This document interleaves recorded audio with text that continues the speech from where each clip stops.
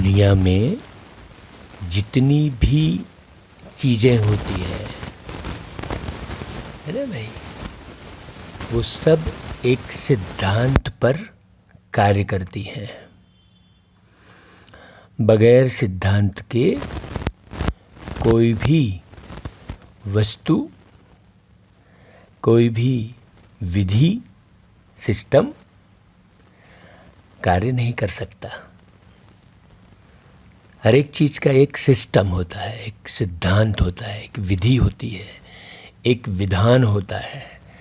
जैसे देश को चलाने के लिए संविधान बनता है। संविधान मतलब संसार को चलाने का एक विधान, अर्थात एक सिस्टम। अभी क्या हुआ है, हर एक देश का अपना अलग अलग संविधान है। तो हर एक का अपना अलग अलग संविधान होने के कारण बहुत ज़्यादा कंट्रोवर्सी है, विरोधाभास है। पूरी दुनिया अलग अलग देश में बट गई, फिर देश अलग अलग राज्य में बट गया, फिर राज्य अलग अलग ज़िले में बट गया, ऐसे। और फिर क्या हुआ, अलग अलग तो बटा भाई, अलग अलग बटे ठीक है, सिस्टम को चलाने के लिए माना अलग अलग थोड़े रूप में ज़्यादा अच्छे से कार्य किया जा सकता है, लेकिन सिद्धांत तो एक होना चाहिए ना। अब अलग अलग जो है व्यवस्था के लिए, संभालने के लिए अलग अलग बनाया गया, लेकिन सिद्धांत थोड़ी अलग अलग हो जाएगा। अब सिद्धांत भी अलग अलग होने के कारण, नियम भी अलग अलग होने के कारण फिर क्या हो गया कि कंट्रोवर्सी, विरोधाभास, मतभेद बढ़ गए। धरती पर आकर परमात्मा ने एक सिद्धांत बनाया, सबका मालिक एक है, तो वो जीवन जीने का भी सिद्धांत एक ही समझाते हैं। हाँ, आप दुखी क्यों हो रहे हैं, आपको जीवन में परेशानी क्यों है, क्योंकि आप सिद्धांत पर नहीं चल रहे हैं, एक सिस्टम पर नहीं चल रहे हैं। आप देखिए कि सिस्टम क्या कहता है। सिस्टम ये कहता है कि आप जो सोचते हैं वैसा ही आप करते हैं, और जैसा करते हैं वैसा बन जाते हैं, है ना। एक तो सोचने के आधार पर आप करते हैं, दूसरा आप जैसा देखते हैं, जैसा देखते हैं वैसा बनते हैं। आप देखने में क्या देख रहे हैं? अगर आप गंदे दृश्य देख रहे हैं तो आपके अंदर गंदगी बढ़ेगी। आप क्या देख रहे हैं, है ना। जैसा आप सुनते हैं, आप अगर कुछ भी ऊल जलूल उल्टा सीधा सुनते हैं तो जैसा देखते हैं, जैसा सोचते हैं, जैसा सुनते हैं वैसा आप बन जाते हैं। तो सिद्धांत क्या कहता है कि हमें सुनने में, देखने में, है ना, और सोचने में सावधानी बरतनी पड़ेगी, है। अभी तो हर एक कार्य बिना सिस्टम के कर रहे हैं, कोई जिसके मन में जो आया सो कर लिया, ना समय का सिस्टम बनाया, ना सोचने का सिस्टम बनाया, जो मन में आया सो बोल दिया, जो मन में आया सो कर लिया। उसी को बाबा कहते हैं मन मत, माने अपनी मर्जी से जो मन आया सो कर लिया। ना हमने बड़ों का ध्यान दिया, न छोटों का ध्यान दिया, न भूतकाल का विचार किया, न भविष्यकाल का विचार किया। विचार करना होता है। अभी तो हम क्या करते हैं कि बीते हुए पर लड़ते झगड़ते हैं और भविष्य की चिंता करते हैं। हम अपने कर्मों पर विचार नहीं करते। हम अपनी मेमोरी में क्या रखे हैं, अपनी याददाश्त में क्या रखे हैं, हम किस चीज़ को याद में रखे हैं, इस पर हम विचार ही नहीं करते हैं।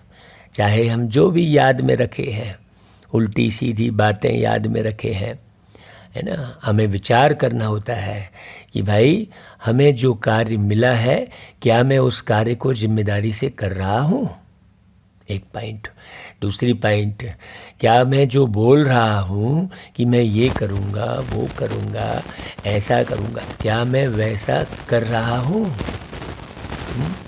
मैं मान लो ढेर सारा सोच तो खूब रहा हूँ, लेकिन जो सोच रहा हूँ वो मैं प्रत्यक्ष में कर रहा हूँ? जो मैं बोल रहा हूँ वो मैं प्रत्यक्ष में कर रहा हूँ? है, बड़ी गहरी गंभीर समझने की बातें हैं। तो बाबा ने आकर एक एक सिद्धांत को समझाया।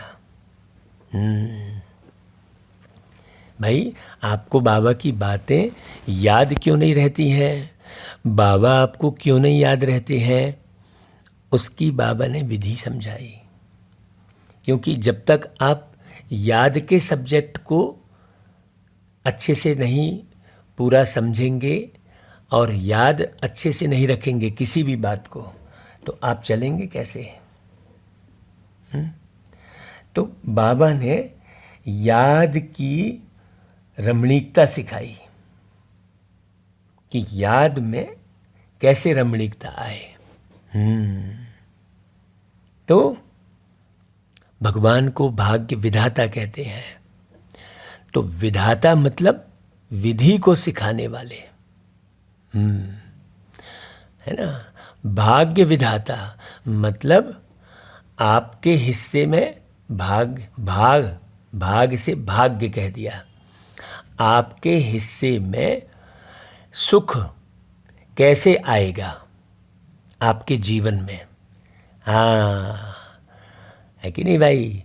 जैसे आपके हिस्से में कितनी ज़मीन है तो उसकी विधि है कि भाई आप ज़मीन जो है लेंगे, रजिस्ट्री कराएंगे, क्लेम चेक का व्यवहार करेंगे, है ना, मिलेंगे प्रॉपर वे में, सामने वाले को जितना धन है वो देंगे, तो वो ज़मीन उस हिस्से की उतना हिस्सा आपके आएगा। उस ज़मीन का भाग माने हिस्सा। तो आप भाग्य विधाता से जो विधि सीखते हैं उससे आपका भाग्य इतना बन जाता है कि आप 200 स्क्वायर फीट की ज़मीन के मालिक तो क्या, आप पूरे विश्व के मालिक बन जाते हैं।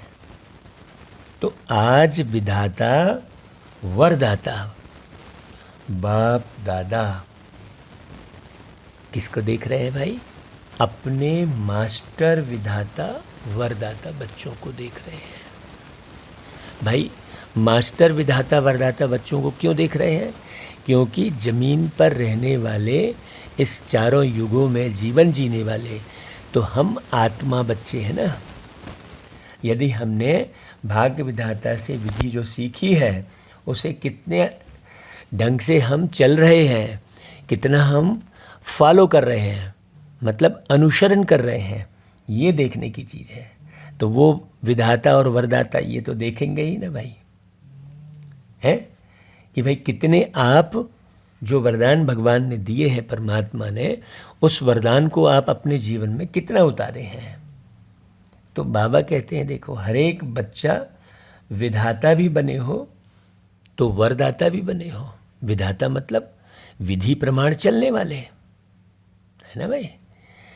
जो बाबा ने विधि सिखाई है उस विधि से को एक्यूरेट पालन करने वाले। सुबह से लेकर शाम तक और शाम से लेकर सुबह तक बाबा ने जो विधि सिखाई है। अब आप देखो, अब बाबा से बड़ी विधि तो कोई और सिखाएगा नहीं ना भाई। परमात्मा से बड़ा तो इस दुनिया में कोई है नहीं ना दूसरा। तो साथ साथ बाप दादा देख रहे थे कि बच्चों का मर्तबा कितना महान है। जो विधि सिखाई है उससे जो प्राप्ति होती है वो कितनी बड़ी होती है और कितनी महान होती है। इस संगम युग के ब्राह्मण जीवन का कितना महत्व है, सोचने की बात है। क्योंकि यहाँ से ही हम पूरी विधि सीख रहे हैं। अभी तो चाहे जो भी कर रहे थे, भगवान को भी चाहे जैसे रूप में मान ले रहे थे, चाहे जो भी कर ले रहे थे। अब आप मान लीजिए अभी जैसे गणेश जी का मौसम चल रहा है, तो आप भाई गणेश जी बना रहे हो, ये समझने की ज़रूरत है। तो क्या समझने की ज़रूरत है कि भाई जैसे केमिकल से, रंगों से, मिट्टी से बनाने वाले, जैसे आप गणेश जी मूर्ति बना रहे हैं, फिर उसे आप नदी में सिरा दे रहे हैं, विसर्जन कर दे रहे हैं, तो नदी कितने उस रंग से, उस कलर से कितनी दूषित हो रही है। सोचने की बात है, सिस्टम नहीं। और सब अपने अपने अपने अपने अलग अलग नियम बनाए, अलग अलग सिस्टम पे चले, तो मतभेद कितना बढ़ गया भाई। लेकिन अब ये सब क्यों हुआ? क्योंकि परमात्मा ने जो विधि सिखाई उस विधि पर चले नहीं, तो बिगड़ता चला गया। अब जब बिगड़ गया तब फिर परमात्मा को याद किया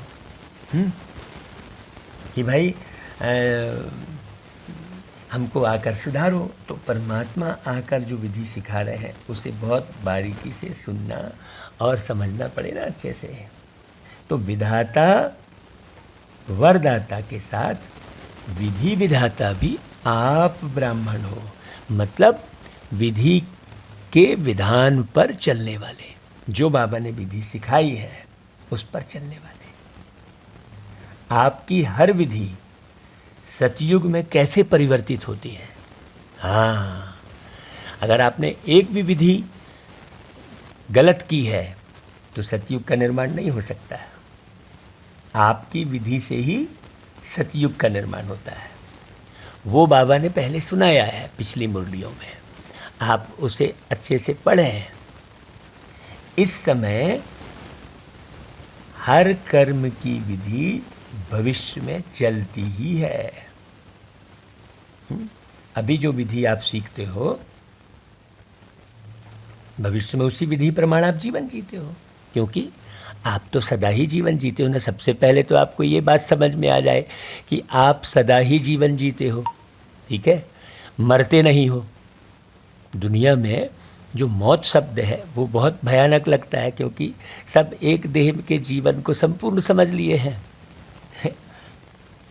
सबसे पहली बात तो आप मरते नहीं हो है। दूसरी बात, आप जब पुनः जीवन लेते हो तो ऐसा ही मनुष्य शरीर का जीवन लेते हो, ये समझ में आना चाहिए। अभी तो ना तो ज़िंदगी का पता है, ना मौत का पता है, ना मौत के बाद क्या होता है, शरीर छोड़ने के बाद आप क्या बनते हो, ये सब कुछ भी नहीं मालूम है।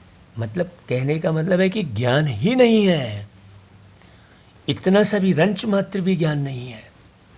तो बिना नॉलेज के कैसे कुछ समझ में आएगा भाई। तो इस समय जो हर कर्म की विधि है वो भविष्य में चलती है, लेकिन द्वापर के बाद भी भक्ति मार्ग में इस समय के श्रेष्ठ कर्मों की विधि भक्ति मार्ग की विधि बन जाती है, जो हम बाबा के द्वारा सीख कर अपने कर्मों को बदलते हैं, वो बाद में विधि बन जाती है। तो पूज्य रूप में भी इस समय की विधि जीवन के श्रेष्ठ विधान के रूप में चलती है। जब आप पूज्य रूप में होते हैं और पुजारी मार्ग अर्थात भक्ति मार्ग में भी आपकी हर विधि नीति व रीति में चलती आती है।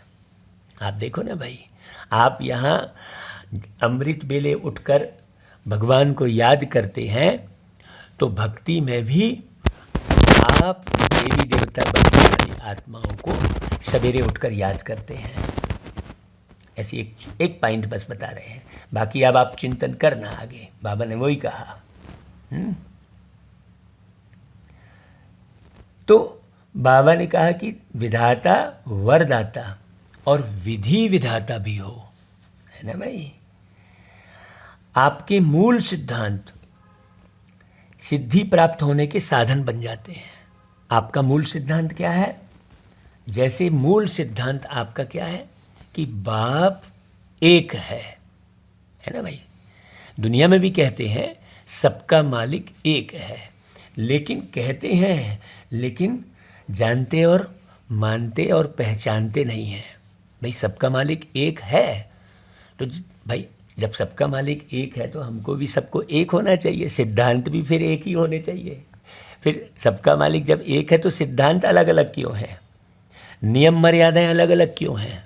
क्योंकि सबका मालिक एक है ये कहते हैं, लेकिन जानते समझते पहचानते नहीं हैं।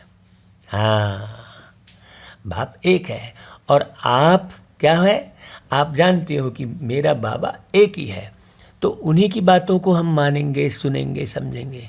अब बाबा की जो बातें हैं उसे यदि हम सुन रहे हैं और लेकिन हम चल तो बिल्कुल नहीं रहे हैं, हम मान ही नहीं रहे हैं। बाबा ने जो कहा, बाबा ने खान पान, रहन सहन, उठना, सोना, चलना, बोलना, देखना, सुनना सब सिखाया, लेकिन हम एक्यूरेट यदि नहीं चल रहे हैं, इसका मतलब हम उस सिद्धांत को नहीं मान रहे हैं, है ना। तो यहाँ ही हमें चलना पड़े ना। बाप एक है तो धर्म आत्माएं और महान आत्माएं अनेक हैं, लेकिन परमात्मा एक है। इसी मूल सिद्धांत द्वारा आधा कल्प है, आप श्रेष्ठ आत्माओं को एक बाप के द्वारा प्राप्त हुआ वर्षा सिद्धि के रूप में प्राप्त होता है ना भाई। मैंने देखिए, अब एक बात समझना है, सिद्धांत पर चलना ही सिद्धि है। यदि आप सिद्धांत पर नहीं चल रहे हैं, आप जितना बोल रहे हैं, जितना सोच रहे हैं, क्या उतना कर रहे हैं? आपने बोल तो ढेर सारा दिया, हम ये करेंगे वो करेंगे, और किया एक भी नहीं, तो फिर आपका मुकाम कैसे बनेगा? लोग तो यही कहेंगे कि भैया ये बोलता बहुत है और करता एक भी नहीं है। लोग यही कहेंगे ना, आप बोल के भूल गए, हम ये करेंगे वो करेंगे कहा और भूल गए आप। क्यों भूल गए? क्योंकि आपकी बुद्धि भटक रही है, आपकी बुद्धि एक रस नहीं है, है ना। तो एक बाप मतलब एक सिद्धांत, बहुत बारीक समझना। तो इस मूल सिद्धांत द्वारा प्रारब्ध मिलना, एक सिद्धांत के द्वारा, अर्थात सिद्धि स्वरूप बनना, क्योंकि एक बाप है। बाकी महान आत्माएं व धर्म आत्माएं वो बाप नहीं है। जितनी भी धर्म आत्माएं हैं, जितनी भी महान आत्माएं हैं दुनिया के अंदर में, वो बाप तो नहीं है ना भाई, वो भाई भाई है। एक बात समझना उस सिद्धांत को, वो भाई भाई हैं, तो वर्षा उनसे नहीं मिलेगा। वर्षा तो बाप से मिलता है भाई, भाई से तो नहीं मिलता। ये बिल्कुल सिस्टम है।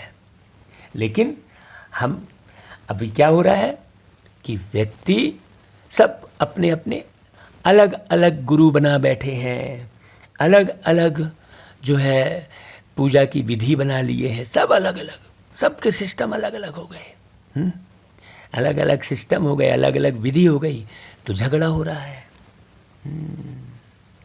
वर्षा बाप से मिलता है। तो इस मूल सिद्धांत द्वारा आधा कल्प आपको सिद्धि प्राप्त होती है।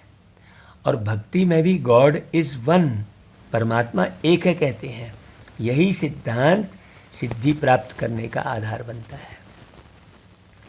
भक्ति का आदि आधार भी एक बाप के शिवलिंग से आरंभ होता है, जिसको कहा जाता है अव्यभिचारी भक्ति। सबसे पहले पहले, हाँ, फिर उसके बाद वो अलग अलग शब्द अलग अलग रहता शिवलिंग ही है। हाँ, मक्का में जाते हैं तो वही शिवलिंग के आकार का एक पत्थर रखते हैं, जिसे जो है हज की यात्रा में कहते हैं। यही ज्योति स्वरूप कैंडल के रूप में ईसाई धर्म में उपयोग करते हैं। हम हिंदू धर्म वाले ज्योतिर्लिंग कहते हैं। ज्योतिर्लिंग है ना, माने वो ज्योति स्वरूप है, उसका स्मृति चिन्ह। हाँ, पिंडी कहते हैं। शिव की पिंडी कहते हैं। तो वहाँ से ही शुरू होता है, उसे अव्यभिचारी भक्ति कहते हैं। तो भक्ति मार्ग में भी इसी एक सिद्धांत द्वारा ही सिद्धि प्राप्त होती है कि बाप एक है। हाँ, ऐसे जो भी आपके मूल सिद्धांत हैं, उस एक सिद्धांत द्वारा सिद्धि प्राप्त होती रहती है। जैसे इस जीवन का मूल सिद्धांत क्या है, अपने ब्राह्मण जीवन का मूल सिद्धांत क्या है, वो है पवित्रता। तो इस पवित्रता के सिद्धांत द्वारा आप आत्माओं को भविष्य में सिद्धि स्वरूप के रूप में लाइट का ताज सदा ही प्राप्त है। भाई, लाइट का ताज का मतलब क्या हुआ कि आप संपन्न भी रहते हैं, मुखिया भी बनते हैं पूरे विश्व के, राजा महाराजा बनते हैं, लेकिन हल्के रहते हैं। अभी तो घर का मुखिया भी हल्का नहीं रहता, 2 बच्चों का बाप भी हल्का नहीं रहता।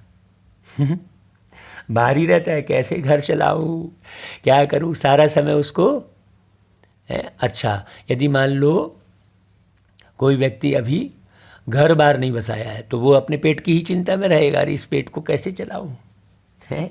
वो अपने अकेले को चलाने में ही जो है डिस्टर्ब रहेगा, क्योंकि सिद्धांत का पता नहीं है। बाबा ने जो मूल सिद्धांत सिखाए हैं उनकी जानकारी नहीं है। हाँ, तो इस ब्राह्मण जीवन का सिद्धांत क्या है, पवित्रता। अब पवित्रता की बहुत अच्छी पढ़ाई है। इस पवित्रता के सिद्धांत द्वारा आप सदा हल्के रहते हो, जिसका यादगार रूप डबल ताज दिखाते हैं। हाँ, एक राजाई का ताज, भैया राजा थे, और दूसरा देखना फोटो के पीछे में लाइट ओरा दिखाते हैं, माने हल्के रहना। ऐसा कोई लाइट नहीं है, पीछे में जो एक गोला दिखाते हैं वो हल्के रहने की बात है। हाँ, भारी नहीं होते, कभी तनाव में नहीं आएंगे। यदि आपको जरा भी तनाव हो रहा है, दुख हो रहा है, अशांति हो रही है, विचलित हो रहे हैं, यदि आप किसी बात का डिसीजन नहीं कर पा रहे हैं, निर्णय नहीं ले पा रहे हैं, परख शक्ति नहीं है आपके अंदर में, तो निश्चित रूप से आप कहीं ना कहीं विषय विकार में उलझे हुए हैं। सूक्ष्म में भी आकर्षण में हैं आप। इसे आप अच्छे से समझना, ये विधि बाबा ने सिखाई है।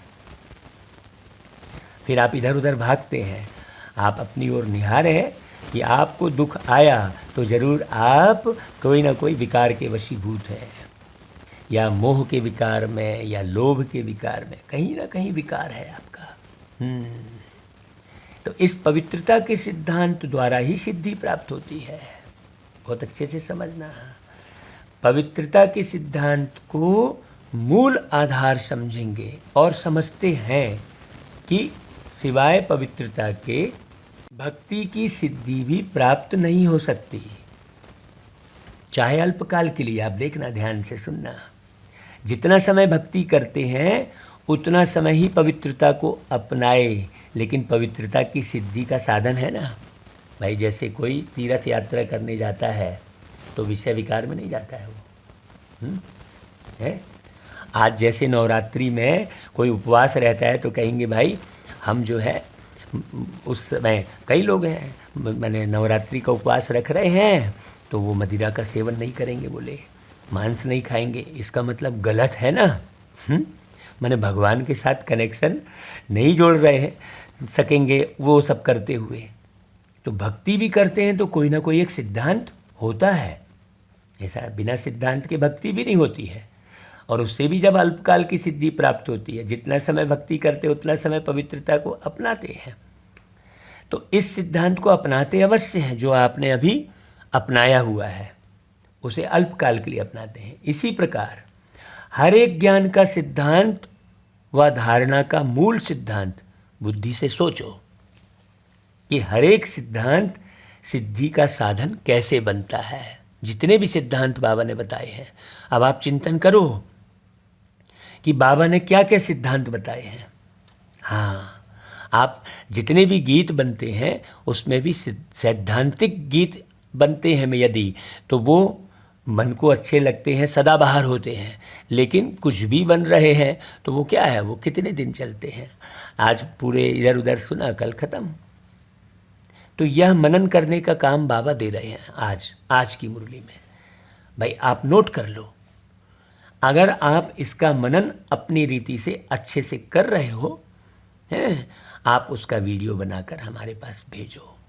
बाबा ने आज एक होमवर्क दिया है। बाबा ने जितने सिद्धांत बताए हैं, आप मुरली का अध्ययन अच्छे से करो और कौन कौन से सिद्धांत बनाए हैं उसे नोट करो और उस सिद्धांत पर आप मनन करो।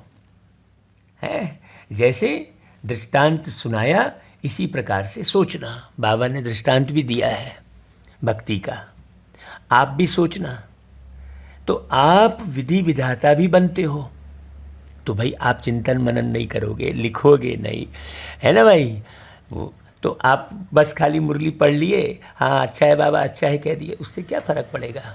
कुछ नहीं। बाबा कह रहा है देखो, सिद्धिदाता भी बनते हो।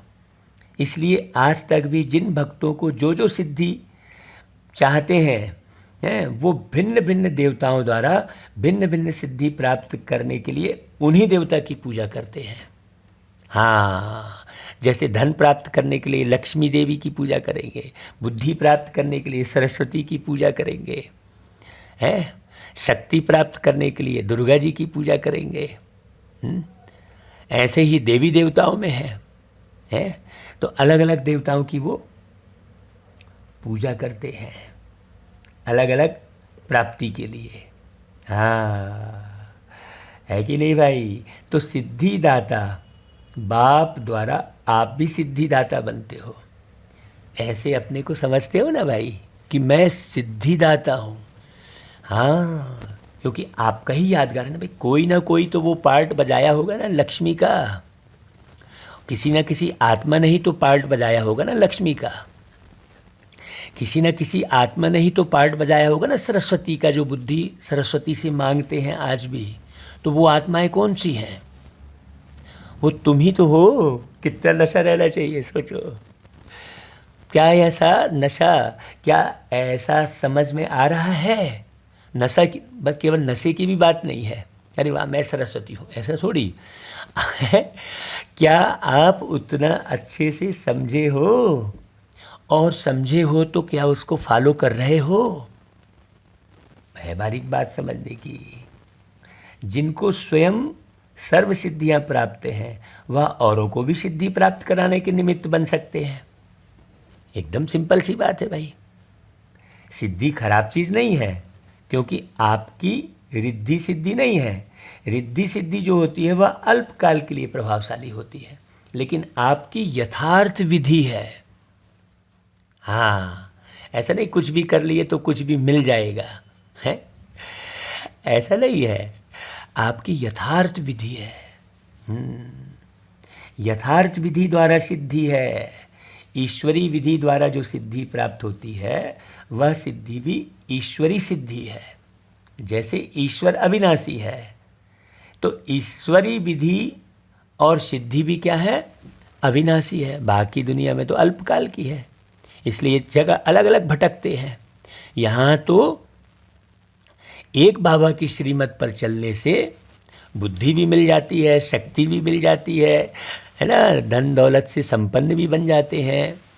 नियम मर्यादा पर चलने से हमारा पूरा जीवन ही श्रेष्ठ बन जाता है। फिर अलग अलग पुरुषार्थ करने की आवश्यकता नहीं पड़ती है कि बुद्धि के लिए उसके पास जाओ तो शक्ति के लिए उसके पास जाओ तो धन के लिए उसके पास जाओ, ऐसे कोई बात ही नहीं रहती है। यहाँ लक्ष्मी के अर्थ को समझकर एक लक्ष्य पर चलने से हमें धन की प्राप्ति होगी। और आज हम ये कर रहे हैं, कल वो कर रहे हैं, परसों ये कर रहे हैं, तो न हमें धन की प्राप्ति होगी, न हमारा मन स्थिर होगा, है न हमारा तन स्वस्थ रहेगा। आज सभी जगह हर एक व्यक्ति ऐसा ही भटक रहा है? एक विधि नहीं अपनाई है। हाँ, बाबा ने क्या कहा कि विधि से सिद्धि है। रिद्धि सिद्धि दिखाने वाले स्वयं भी अल्पज्ञ आत्मा है, उनके अंदर कोई ज्ञान थोड़ी है। बेहद का ज्ञान थोड़ी है, सृष्टि चक्र का ज्ञान थोड़ी है। उन्हों की सिद्धि भी अल्पकाल की है। अब 1 घंटा मान लो किसी एक स्थान पर वो बैठे तो थोड़ी देर के लिए उस घंटे शांति मिलेगी, लेकिन नियम और मर्यादाओं को और सिद्धांत को यदि ये समझ लिया है तो पूरे जीवन भर शांति सुख है, है ही है। सोचने की बात है, ठीक है। इसे बहुत अच्छे से समझना।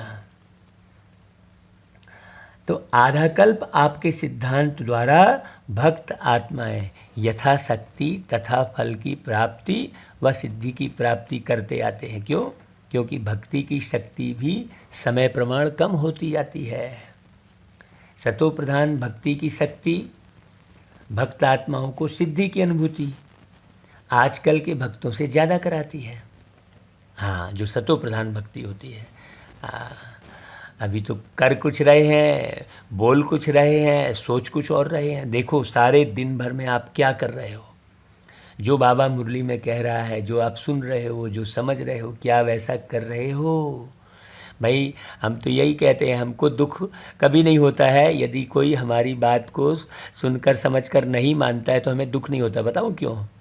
क्योंकि दुख इसलिए नहीं होता है कि जो भगवान की बात को सुनकर समझ कर नहीं मान रहा है, और यदि वो हमारी बात को सुनकर समझ कर नहीं मान रहा है तो कौन सी बड़ी बात हो गई है? भगवान से बड़े तो हम नहीं हो गए। तो मुरली सुनकर भी बहुत से बच्चे जो सुनकर समझ कर भी उस अनुसार नहीं चल रहे हैं बिल्कुल एक्यूरेट, तो हमारी बात सुनकर नहीं समझ रहे तो हमें बिल्कुल दुख नहीं होता है। जब भगवान की बात नहीं मान रहे तो हमारी नहीं मान रहे तो क्या, छोड़ो। ऐसा करके जो है उस सरकमस्टांस से, उस वातावरण से बाहर निकल जाते हैं। हाँ, उसमें लड़ाई नहीं होती है, फिर मानसिक बौद्धिक द्वंद्व नहीं रहता है। तो बाबा कह रहा है देखो, इस समय की भक्ति तमो प्रधान भक्ति होने के कारण न यथार्थ सिद्धांत रहा न सिद्धि रही। हाँ, तो इतना नशा रहता है भाई कि हम कौन हैं। हाँ, सदा इस श्रेष्ठ स्वमान के स्थिति की सीट पर सेट रहते हो।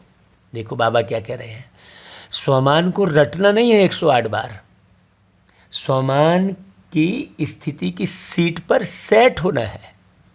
हाँ भाई, मैं शांत स्वरूप आत्मा हूँ, इसे 100 बार रटना नहीं है।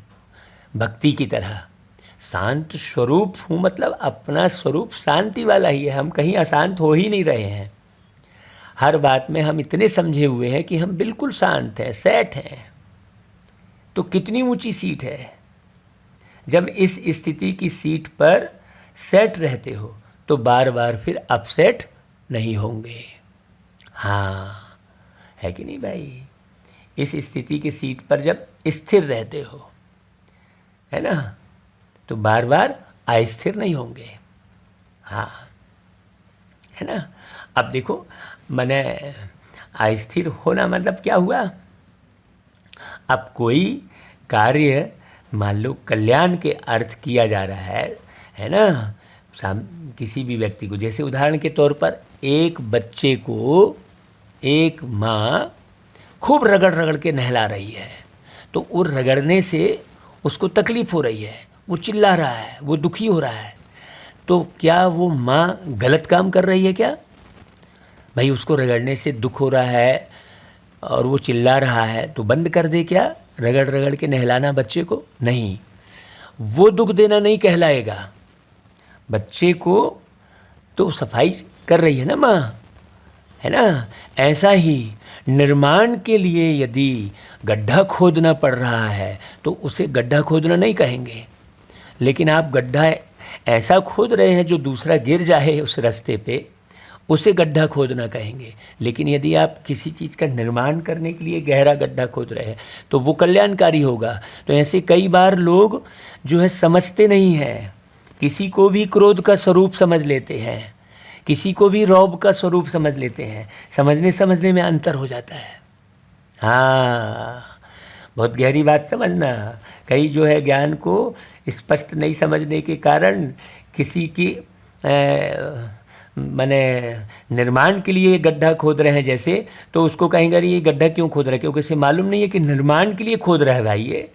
तो अगर मान लीजिए कोई जो है समझाने के लिए माने जैसे एक माँ जो है बच्चे को सफाई करने के लिए रगड़ रही है। अब उसे नहीं समझ में आ रहा है कि भाई इससे मैं साफ हो रहा हूँ, लेकिन वो चिल्ला रहा है। क्यों चिल्ला रहा है? क्योंकि उसे समझ नहीं है कि ये जो थोड़ी सी रगड़न है इसे मैं सह लूँगा तो मेरा शरीर साफ हो जाएगा। उस बच्चे को समझ नहीं है। इसी प्रकार बच्चे की तरह लोगों की बुद्धि हो गई है। तो स्थिरता और अस्थिरता क्या है इसे भी समझने की ज़रूरत है। हाँ, तो यह पोजीशन है ना भाई, कितना बड़ा पोजीशन है सोचो। विधि विधान सिद्धि दाता। तो जब इस पोजीशन में स्थित होंगे तो माया अपोजिशन नहीं करेगी। इसका मतलब आपके अंदर संकल्प भी है ना, विषय विकारों वाले, मोह वाले, लोभ वाले, क्रोध वाले संकल्प भी नहीं आएंगे। है बारीक बात समझने की। हाँ, बहुत बारीक बात समझने की है भाई। मोह क्या है भाई? एक व्यक्ति दूसरे व्यक्ति से बिछुड़ रहा है मान लो, और वहाँ प्रेम उत्पन्न हो रहा है। कोई इधर से उधर जा रहा है, तो वो प्रेम उत्पन्न होना अलग बात हो गई, लेकिन पार्टिकुलर उसके बिना हम रह नहीं सक रहे हैं, वो मोह की खाते में जाएगा। हमारा जीना दूभर हो गया, हमने अपना पूरा समय उसी की याद में बिताया, तो वो क्या हो गया? वो मोह के खाते में जाएगा। हम पूरे समय उसी की चिंतन में हैं। कोई वस्तु गुम हो गई है, अब उस वस्तु में हम इतना अटके हैं कि हमें वही चीज़ चाहिए है, तो वो मोह हो गया। वो वस्तु से मोह हो गया, वो व्यक्ति से मोह कहलाएगा। और कोई वस्तु गुम हो गई है तो हम फिर नई कमाई कर लें और फिर उससे भी अच्छी वस्तु बना लें, है ना? तो वो हो गया पुरुषार्थ। और एक में अटक के रह गए, वो हो गया है फंसे हुए, मोह में अटके हैं। अच्छे से समझना, व्यक्ति को अच्छे से समझना, समय को अच्छे से समझना, सिस्टम को अच्छे से समझना। जब हम सब चीज़ को, विधि को, विधान को, सिद्धि को, दाता को जब हम अच्छे से समझ लेते हैं तो फिर माया की अपोजिशन नहीं रहेगी, सदा ही सेफ रहेंगे। अपसेट होने का कारण ही यह है कि अपनी श्रेष्ठ स्थिति की सीट से साधारण स्थिति में आ जाते हो। हाँ भाई, आपकी जो श्रेष्ठ स्थिति बाबा बता रहे हैं कि आप ऐसे थे, आप देवी देवता थे, आप राजा महाराजा थे। आप माने कौन? आप आत्मा। हाँ, है ना भाई? स्थिति में सीट, अपनी श्रेष्ठ स्थिति की सीट पर सदा स्थित रहना। ऐसा नहीं है कि मैं देवात्मा हूँ, मैं देवात्मा हूँ, मैं रट रहा हूँ, लेकिन मैं देवताई गुण धारण ही नहीं किया हूँ, ना उस स्वरूप में रह रहा हूँ, तो वो भक्ति जैसा हो गया। याद में रहना व सेवा करना एक साधारण दिनचर्या बन जाती है। अगर हम अपनी स्थिति में सेट नहीं रहते तो साधारण बन जाती है। चलो ठीक है, याद करना है, फिर क्या होगा? याद में भी बैठते हो तो अपने को कोई ना कोई श्रेष्ठ स्वमान की सीट पर बैठो। सिर्फ ऐसे नहीं कि याद के स्थान पर, चाहे योग के कमरे में, चाहे बाबा के कमरे में, बेड से उठकर, बिस्तर से उठकर बैठ गए जाके, बस सारे दिन में जाकर बैठ गए। लेकिन जैसे शरीर को योग्य स्थान देते हो, वैसे पहले बुद्धि को भी स्थित स्थान दो। हाँ, स्थिति का स्थान दो। पहले यह चेक करो कि बुद्धि को स्थान ठीक दिया है। शरीर को तो दिया, चलो उठा के बिस्तर से उठा के बाबा के कमरे में बिठा दिया, लेकिन बुद्धि को दिया स्थान। तो ईश्वरी नशा सीट से स्वतः ही आता है। जब हम बुद्धि को एक अच्छा स्थान देंगे तो बुद्धि भटक ही रही है भाई। जैसे आजकल भी कुर्सी का नशा कहते हैं ना, हाँ, तो बुद्धि में कुर्सी रहती है, वो पद रहता है। बाबा ने कुर्सी का उदाहरण क्यों दिया? तो आपका तो श्रेष्ठ स्थिति का आसन है। अब बाबा ने अलग अलग उदाहरण दिए, जैसे कभी मास्टर बीज रूप। अब बीज रूप का अर्थ क्या हुआ कि भाई जब मैं बीज हूँ तो मुझसे ही सारा वृक्ष निकलना है ना? तो मैं बीज यदि अच्छा रहूँगा तो मेरा वृक्ष अर्थात मेरा परिवार, मेरा संसार आने वाला, वो भी बढ़िया बनेगा ना भाई। तो मास्टर बीज रूप की स्थिति के आसन पर सीट पर सेट हो, कभी अव्यक्त फरिश्ते की सीट पर सेट हो। भाई जब मैं फरिश्ता हूँ, हल्का हूँ, लाइट हूँ, उड़ता हूँ, तो मैं सबकी मानसिक सेवा कर सकता हूँ। कभी विश्व कल्याणकारी स्थिति की सीट पर सेट हो। ऐसे हर रोज भिन्न भिन्न स्थिति के आसन पर व सीट पर सेट होकर बैठो। अभी यहाँ पर बाबा ने 3 शब्द सुनाए, एक मास्टर बीज रूप, दूसरा अव्यक्त फरिश्ता और तीसरा विश्व कल्याणकारी स्थिति। तो इसके अर्थ को भी तो समझना पड़े भाई। ऐसे थोड़ी कि मैं बैठ के मैं मास्टर बीज रूप हूँ ये सोच रहे हैं, बस उस बीज रूप के अर्थ में टिकना पड़े कि बीज रूप का अर्थ क्या है। बीज रूप मतलब बीज तो भैया जमींदोज हो गया, वो दिखाई नहीं दे रहा है। हाँ, वो दिखाई नहीं दे रहा है, वो गुप्त है। हाँ, है कि नहीं भाई? बहुत गहरा है, समझना एक एक अर्थ को। आज की मुरली को बहुत गहराई से मनन चिंतन करके उसके अर्थ को निकाल कर वीडियो बनाओ आप। अगर किसी को भी सीट सेट नहीं होती है तो हलचल करते हैं ना, हैं ढंग से अगर बैठ नहीं पाते हैं कहीं, हैं प्रॉपर वे में, तो कभी ऐसा करेंगे, कभी वैसा करेंगे, कभी इधर पलटेंगे, कभी उधर पलटेंगे, ठीक से सेट नहीं होते हैं। तो यह बुद्धि भी हलचल में तब आती है जब सीट पर सेट नहीं होते हैं। हाँ, अपनी सीट पर सेट रहो। यदि आप बच्चे हो तो बच्चे की तरह रहो, आप बाप हो, घर परिवार के मुखिया हो तो बाप की तरह रहो, आप माँ हो तो माँ की तरह रहो। ऐसा नहीं कि आप बच्चे के सामने दुनिया में जैसी लोग हैं वैसा रह रहे हो। माँ हो तो माँ की तरह रहो बच्चे के सामने, है ना भाई? अपनी सीट पर सेट रहो। भाई हो तो भाई की तरह रहो, जो आपकी सीट है, हाँ उस सीट पर सेट रहो। हाँ, बहुत गहरी बात है, अपनी सीट पर सेट रहो। तो बाबा ने अभी आपको ब्राह्मण बनाया तो ब्राह्मण की सीट पर सेट रहो, फरिश्ता बनाया तो फरिश्ते की सीट पर सेट रहो। जानते तो सब हैं कि हम यहाँ हैं। अगर अब ये पूछें कि आप कौन हैं तो लंबी लिस्ट अच्छी निकल जाएगी, लेकिन हर समय जो जानते हो वह अपने को मानो भी है। सिर्फ जानो नहीं, मानो, क्योंकि जानने से सूक्ष्म में खुशी तो रहती है, हाँ मैं यह हूँ, लेकिन मानने से फिर शक्ति आती है और मान कर फिर चलना भी है। ऐसा नहीं कि हमने जान लिया और मान लिया लेकिन हम चल नहीं रहे हैं। भाई हमें जैसे हमने जान लिया कि मैं देव आत्मा हूँ, मान भी लिया, लेकिन फिर देव आत्मा बनकर चलना भी पड़े ना भाई, देवताई गुण दिखना भी चाहिए ना। हाँ, तो मान कर फिर चलने से नशा होता है। जैसे कोई भी पोजीशन वाले जब सीट पर सेट होते हैं तो खुशी होगी लेकिन शक्ति नहीं होगी। सीट पर सेट तो होते हैं तो खुशी होगी लेकिन शक्ति नहीं होगी। तो जानते हो लेकिन मान कर चलो और बार बार अपने से पूछो, चेक करो कि सीट पर सेट हूँ या साधारण स्थिति में नीचे आ गया। जो औरों को सिद्धि देने वाले हैं वह स्वयं हर संकल्प में, हर कर्म में सिद्धि स्वरूप अवश्य होंगे, दाता होंगे। हाँ, सिद्धि दाता कभी यह सोच भी नहीं सकते कि जितना पुरुषार्थ करते हैं वह मेहनत करते हैं, इतनी सिद्धि दिखाई नहीं देती है। वह जितना याद में अभ्यास करते हैं उतनी सिद्धि नहीं अनुभव होती है। हाँ, इससे सिद्ध है कि सीट पर सेट होने की विधि यथार्थ नहीं है। हाँ, अपनी सीट पर सेट रहो। हाँ, जैसे आप कपड़े सिलवाते हैं तो बिल्कुल अपने नाप का बिल्कुल सेट होकर सिलवाते हैं, तब वो पहने भी रहते हैं बढ़िया, फिर पता भी नहीं चलता है, कार्य व्यवहार चलता रहता है। अपने नाप का, अपने पसंद का आप पहनते हो ना।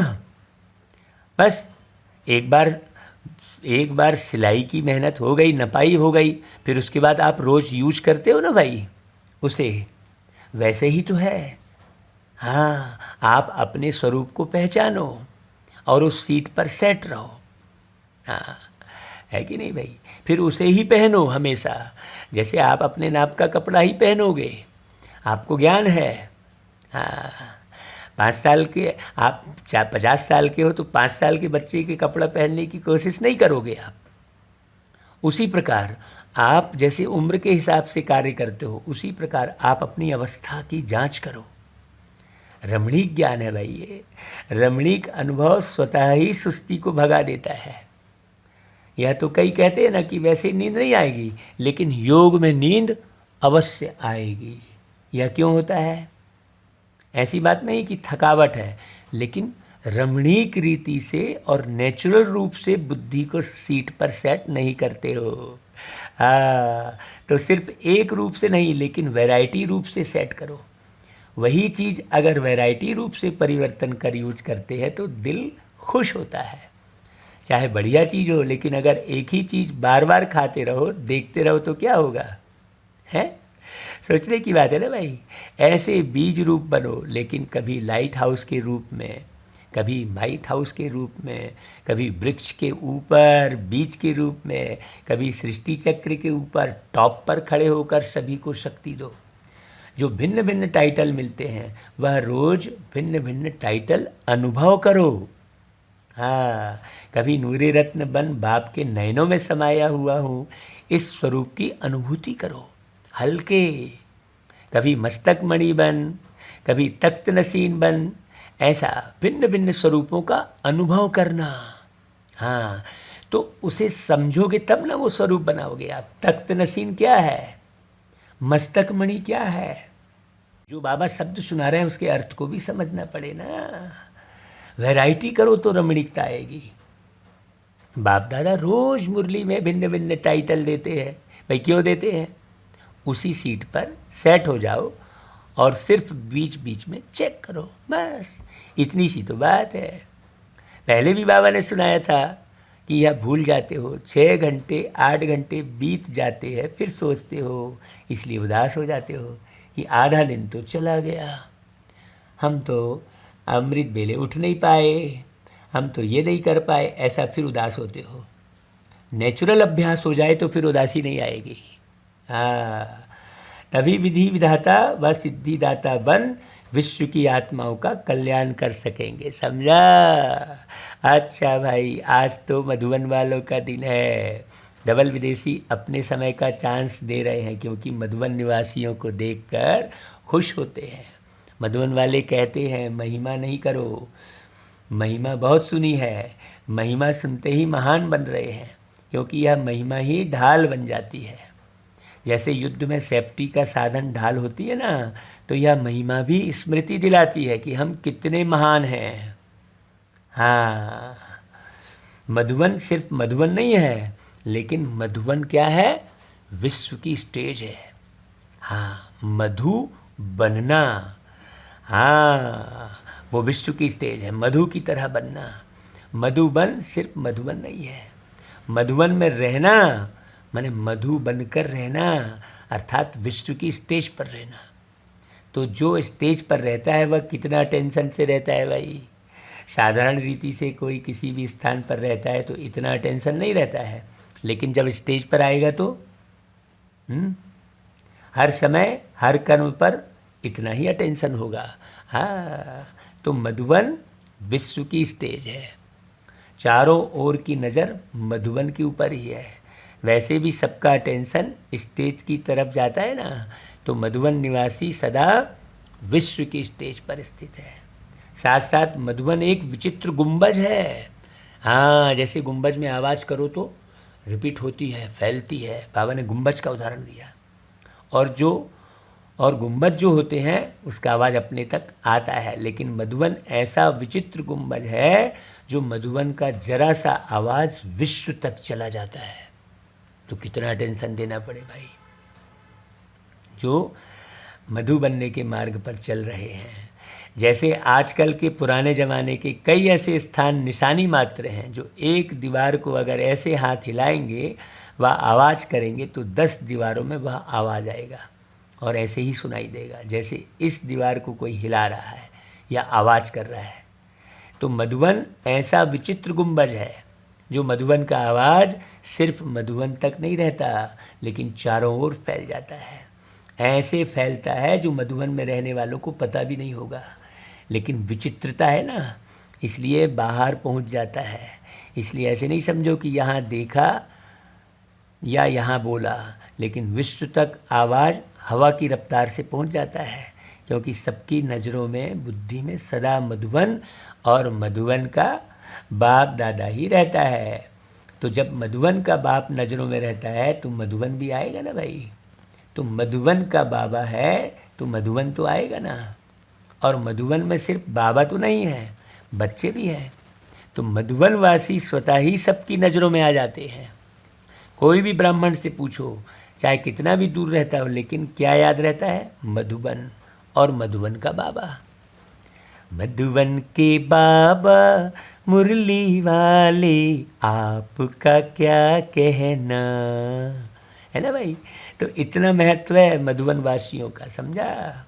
अच्छा भाई, चारों ओर के सर्व सेवा के उमंग उत्साह में रहने वाले, सदा एक बाप के स्नेह में समाये हुए, सदा हर कर्म में श्रेष्ठ विधि द्वारा सिद्धि को अनुभव करने वाले, सदा स्वयं को विश्व के कल्याणकारी अनुभव कर हर संकल्प से, बोल से श्रेष्ठ कल्याण की भावना और श्रेष्ठ कामना से सेवा में बिजी रहने वाले, ऐसे बाप समान सदा अथक सेवाधारी बच्चों को बाप दादा का याद, प्यार और नमस्ते।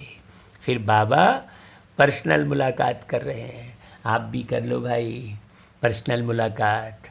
हाँ, तो पहली पॉइंट बाबा ने बोली, देखो बाबा जब पर्सनल मुलाकात करते हैं, जब भी किसी से पर्सनल मुलाकात करते हैं तो कोई प्रश्न पूछते हैं ना, भाई क्यों भाई कैसे हो, हाल चाल ठीक है। तो ऐसा ही बाबा भी पूछते हैं कि स्वयं को कर्मयोगी श्रेष्ठ आत्मा अनुभव करते हो।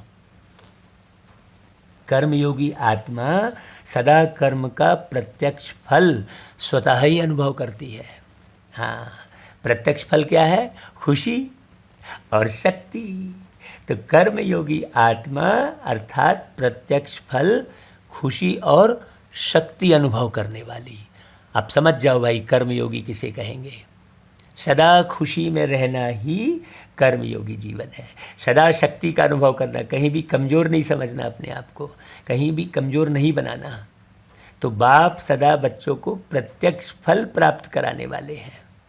अभी अभी कर्म किया, कर्म करते खुशी और शक्ति का अनुभव किया, तो ऐसी कर्मयोगी आत्मा हूँ, इसी स्मृति से आगे बढ़ते रहो। हाँ, है ना भाई। अच्छा, दूसरी पॉइंट बाबा ने बोली, बेहद की सेवा करने से बेहद की खुशी का स्वतः ही अनुभव होता है ना भाई। बेहद के बाप जो है बेहद का अधिकारी बनाते हैं। बेहद सेवा का फल, बेहद का राज्य भाग्य स्वतः ही प्राप्त होता है। भाई ये अनुभव हो रहा है क्या? जब ये अनुभव होगा तभी खुशी होगी। जब बेहद की स्थिति में स्थित होकर सेवा करते हो तो जिन आत्माओं के निमित्त बनते हो उनकी दुआएं स्वतः आत्मा में शक्ति और खुशी की अनुभूति कराती है। हाँ, एक स्थान पर बैठे भी बेहद सेवा का फल मिल रहा है। इस बेहद के नशे से बेहद का खाता जमा करते आगे बढ़ते चलो। हाँ, अब भाई जैसे बाबा ने गीत बनवाए, रिकॉर्ड करवाया, अब वो जगह जगह गीत बजाए जा रहे हैं। उस गीत को सुनकर न जाने कितनी आत्माएं योग लगा रही हैं। तो ये बेहद की सेवा हुई ना भाई। हमने तो की एक बार सेवा, बाबा की याद में गीत बनाया तो उस समय भी याद आई बाबा की, फिर रिकॉर्डिंग किया उस समय भी बाबा की याद आई, बार बार रिहर्सल किया उस समय भी आई, और फिर जब रिकॉर्ड होके जगह जगह बजने लग गया तो फिर क्या हुआ, उससे लोग योग लगाने लग गए, तो वो भी खाता जमा हो रहा है ना। अब जैसे मुरली है, मुरली को बहुत अच्छी रीति समझा, रात रात जग के पढ़ा, फिर पढ़ के अर्थ को समझे, तो फिर अब उसे रिकॉर्ड कर रहे हैं। तो जितने भी लोग सुन रहे हैं उसे समझ रहे हैं, अपने जीवन का निर्माण कर रहे हैं, तो वो सब खाता बेहद का बन रहा है कि नहीं बन रहा है। तो सेवा भी बेहद की इस तरह से होनी चाहिए। ऐसे नहीं हम अपने अपने में अटके हैं, अपने ही शानो शौकत में लगे हैं, अपने ही बीमारी की चिंतन कर रहे हैं, अपने ही जो है बस घर ही गृहस्थी में उलझे फंसे हैं, तो बेहद की सेवा थोड़ी कहलाएगी वो। विश्व कल्याण अर्थ कोई कार्य करना। वैसा ही बाबा वरदान देते हैं, देखो, सेकंड में देह रूपी चोले से न्यारा बन, कर्म भोग पर विजय प्राप्त करने वाले, सर्वशक्ति संपन्न भव। हाँ, जब कर्म भोग का जोर होता है, कर्मेंद्रियां कर्म भोग के वश अपनी तरफ आकर्षित करती हैं, अर्थात जिस समय बहुत दर्द हो रहा हो, ऐसे समय पर कर्म भोग को कर्म योग में परिवर्तित करने वाले, है ना। मतलब आपको भाई शारीरिक दर्द हो रहा है तो आप समझ जाओ कि ये जो है आपने कोई ना कोई गलती की है, उस गलती को सुधारो। है ना भाई, एक एक जांच करो। ऐसे नहीं कि उस दर्द में रोना रो रहे हैं, दर्द को दूर करने का उपाय करो और दोबारा ना हो ये पुरुषार्थ करो। ऐसा थोड़ी कि भाई आपको एक बार बीमारी लग गई, अब आप फिर लापरवाह हो गए, फिर भाई खान पान पे ध्यान दो, अपने संकल्पों पर ध्यान दो। माने एक कोई भी तकलीफ होती है उसके कई कारण होते हैं। हाँ, तो ऐसे समय पर कर्म भोग को कर्म योग मतलब समझदारी में बदलो। साक्षी हो कर्मेंद्रियों से भोगने वाले ही सर्वशक्ति संपन्न अष्ट रत्न विजयी कहलाते हैं। हाँ, है ना भाई, समझ गए कि भाई इसके कारण मिला है तो बस अलग हो गए फिर उससे। इसके लिए बहुत समय का देह रूपी चोले से न्यारा बनने का अभ्यास हो। हाँ, आपको हमेशा ये समझ रहे कि भाई मैं तो अलग एक स्टार आत्मा अलग हूँ भाई, हल्का हूँ। दर्द शरीर में है, बीमारी शरीर में लगी है, आप उसे दिल में क्यों ले जाते हो? तन की बीमारी को मन में क्यों ले जाते हो? तन की बीमारी को मन में ले जाने के कारण ज़्यादा तकलीफ महसूस होती है।